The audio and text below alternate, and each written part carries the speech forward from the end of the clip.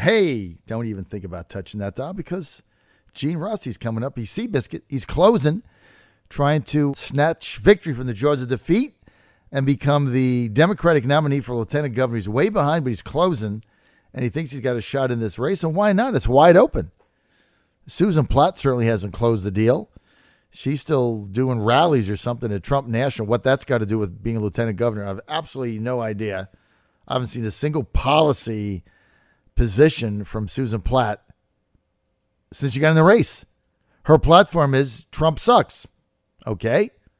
What's that got to do with being lieutenant governor? I have no idea.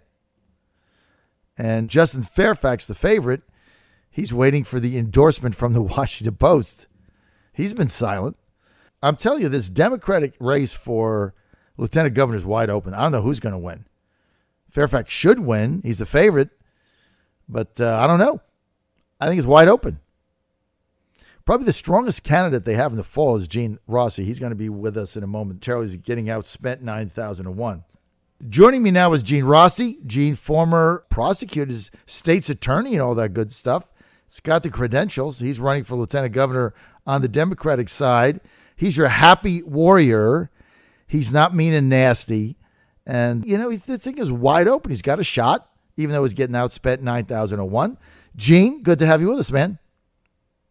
And John, call me Seabiscuit, okay? That's my new name. Seabiscuit, right? The closer. Comes from way behind. And, John, it's good to see you. I saw you at the April 21 Shad Planking, and I got to tell you this. You gave me the Big Kahuna Award for my Haymaker speech, and you will admit there were about 6 or 7 statewide Republicans. I was the only statewide official or candidate from the Democratic Party, and I was warmly received, and I'm very proud of that. And it goes to something you mentioned. Has Bryce Reeves been on your show in the last couple of months? He hasn't been on my show in months and months. Well, guess who's been on your show? This is my 3rd time, and I love it. I absolutely love it.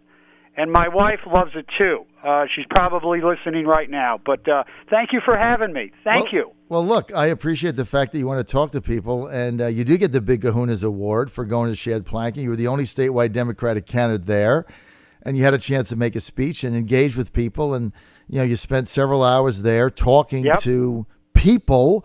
And that's what campaigns are about, talking, having conversations with various people. And you're not afraid to engage. And so I really appreciate that.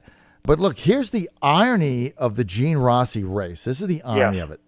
The irony of this race is you are undoubtedly the strongest candidates the Democrats could put up for lieutenant governor, regardless of who the nominee is. And I still happen to think it's going to be Tom Perriello.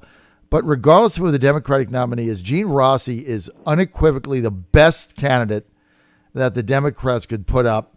He'd be the toughest to beat, but he's the longest shot in the primary. But, Gene, this thing is wide open. Nobody's even paying attention to it because Perriello and Northam are sucking the oxygen out of the room with their race, and I think you got a shot. Well, John, let me just comment on that. I listened to your show with Ben Tribbett. Yeah. And as you know, Ben has advised Susan Platt, and what struck me in his comments were that this race is wide open, and I totally agree.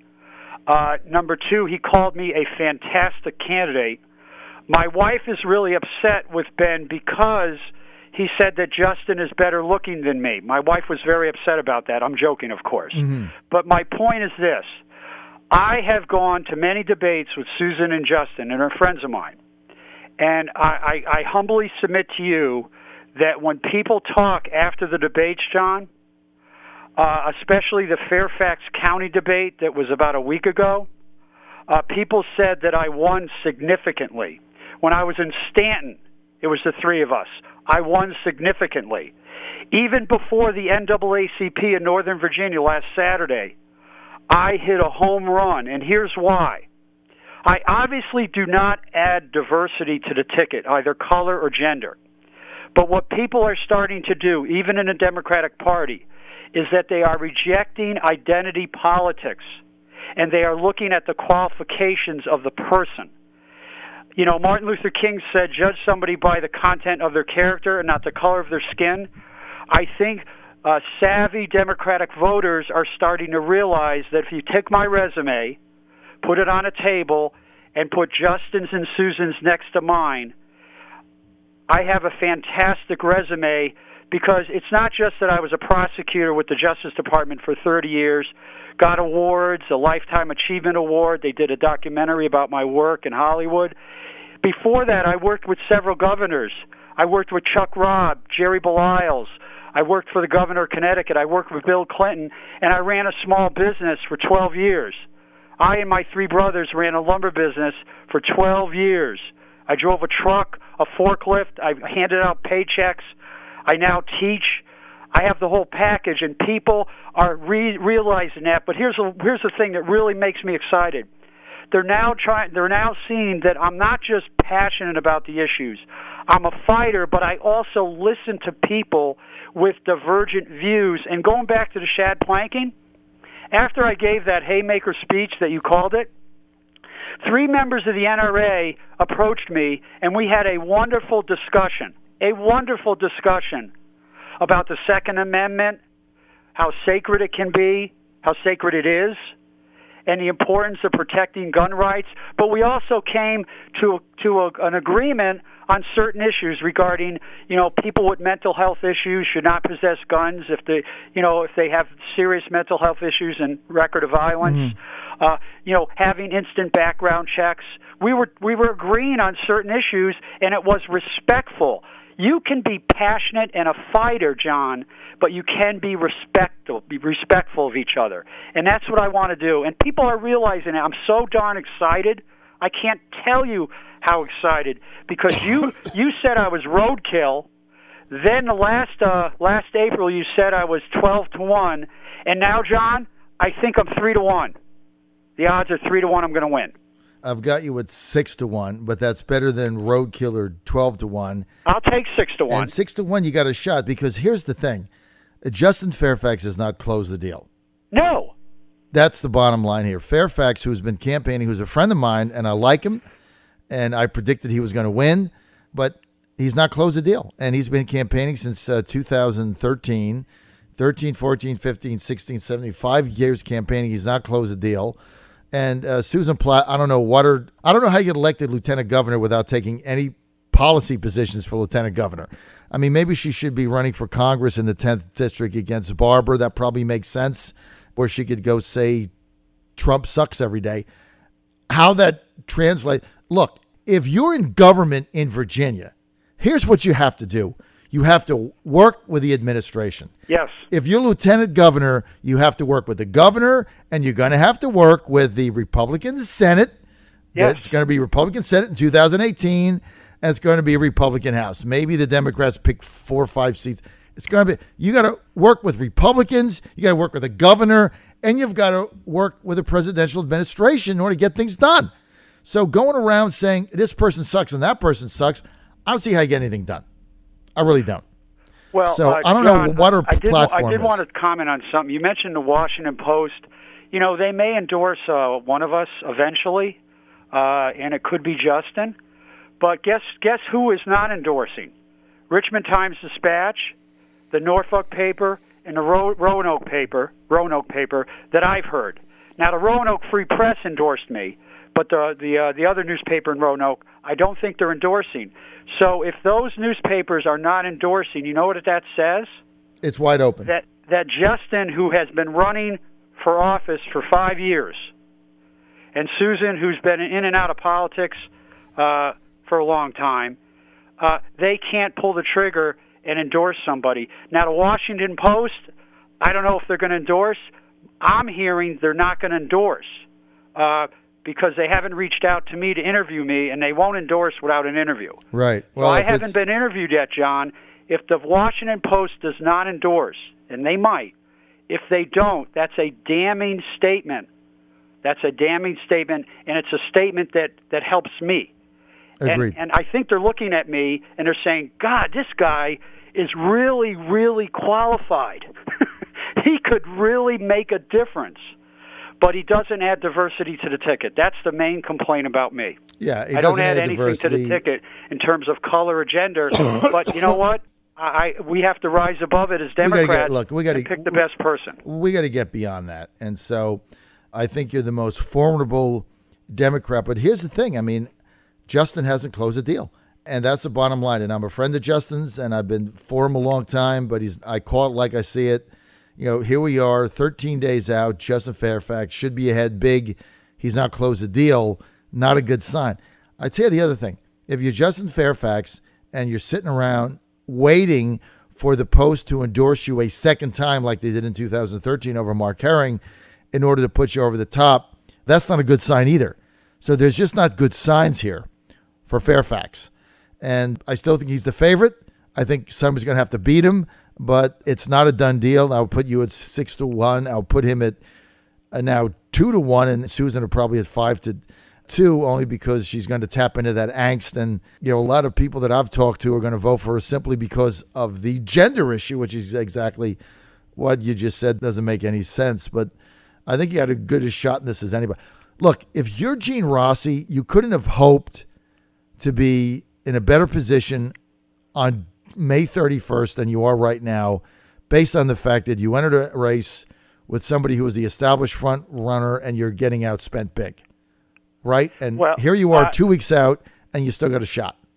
Well, here's the thing, John. First off, I love coming on your show, but I remember in December reading your article. I think you gave Justin 3 to 5 odds. Yes. And now he's 2-1. Yes. I go from roadkill to 6-1. I'm really happy. But I got to go back to Ben's interview with you, and I thought it was excellent. He has kind of advised Susan.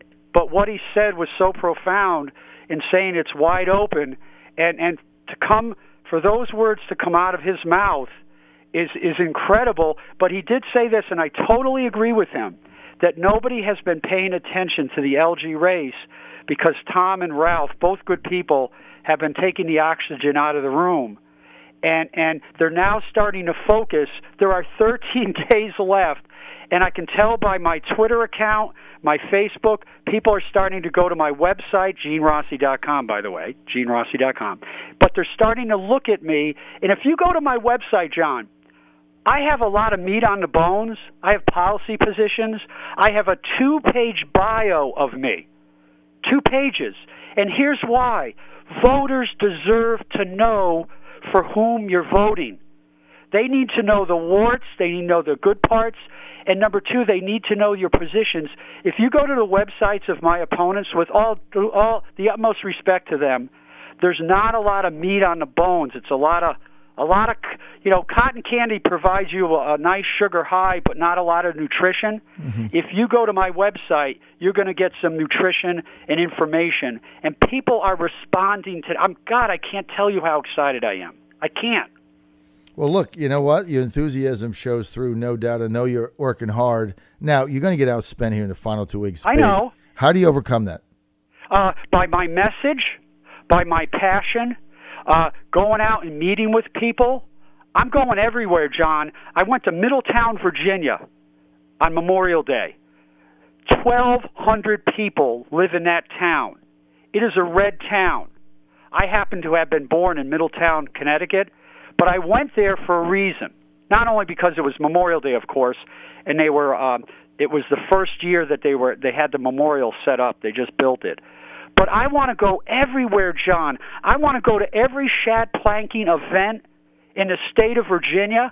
I don't care if it's all Republicans or all Democrats, because we can't be afraid as a Democrat or even a Republican to go to places where people haven't heard you. Because when you're elected, John, you're representing everybody. Mm-hmm.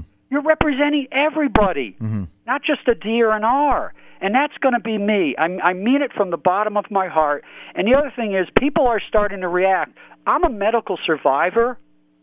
I had a rare blood disease, John, that I almost died in 2013. And when you face death, when you're told you're almost going to die by a doctor, it changes you forever. And I went through a high-dose treatment and a stem cell, and they gave me a brand new blood supply in 2013. And I say to people that if you're looking for a candidate with new blood, I have the newest blood of any candidate in American political history. I have the blood of a person who's 4 years old. But it's given me life. It's given me passion. And every day is the best day of my life. And tomorrow will be even better. I can't wait to be lieutenant governor. I, honest to God, cannot wait. And I am going to be lieutenant governor. I know it. I know it. How did you get through that, Gene? Describe that when the doctor. Let me tell you what, John, here's the thing. My daughter, Lee Rossi, is my hero. She's 26. When she was 18, John, she had to check into an emergency room. She came within minutes of dying. She had a lymphoma over her heart the size of a cantaloupe. And in 2009 and 2010, she went through high dose over 7 months. She's now cured. I call her the comeback kid. And then in 2013, I had my little thing. It's called amyloidosis, A-M-Y-L-O-I doses. And it affects only 1 out of 1 million people. You ask how I made it through? Prayers, my own and others, a lot of tears, a lot of Blue Cross application forms. I had to tap into my retirement fund because insurance didn't cover everything, and perseverance. I almost died, and I swear to God, when you hear the word death and then you survive, it changes you forever. It does. It does. That's why I can't wait to be lieutenant governor because, you know, you and I agree on this health care, Medicaid expansion. You have your reasons. I have mine. But look at this. John Fredericks and Gene Rossi have just come to an agreement that we should expand Medicaid. We have different reasons for why, but there's agreement right there, and I can't wait to talk to Republicans politely, respectfully, and say, I'm a survivor. My daughter's a survivor. Let's look at how we can improve the health care system in Virginia that doesn't decimate small businesses, that doesn't decimate people who don't have high incomes, that doesn't just, increase rates. Let's look at a way that we can help people get insurance. Because, John, if I didn't have health insurance and my daughter didn't, I wouldn't be alive, and she wouldn't be alive. So it's personal to me. It's so personal to me. Plus criminal justice reform because I was a prosecutor. And this is the last comment I want to make that I really want to press. All the issues that I focus on, I have a personal investment, whether it's health care, criminal justice reform, and education. John, I almost flunked out of high school. I almost flunked out of high school after my dad died when I was 10. And I now teach trial advocacy at Harvard Law School. A Jesuit priest at Fairfield University gave me a second chance. That's why second chances for felons are a big issue for me. I believe that people make mistakes, but they should always be given a second chance if they earn it. It's personal to me. And that's why people are starting to look at me. I like your justice reform program, Gene. We got too many people in jail in this state and this country. And when you have a privatized prison system and people get, stock dividends by locking people up, it's the craziest system I've ever heard. Well, at the Shad planking, I hate to go back to it a third or fourth time, but one of the biggest applause lines I got at the Shad planking was when I was talking about criminal justice reform. And you were there, John. There were like 300, 400, mostly Republicans. Yeah.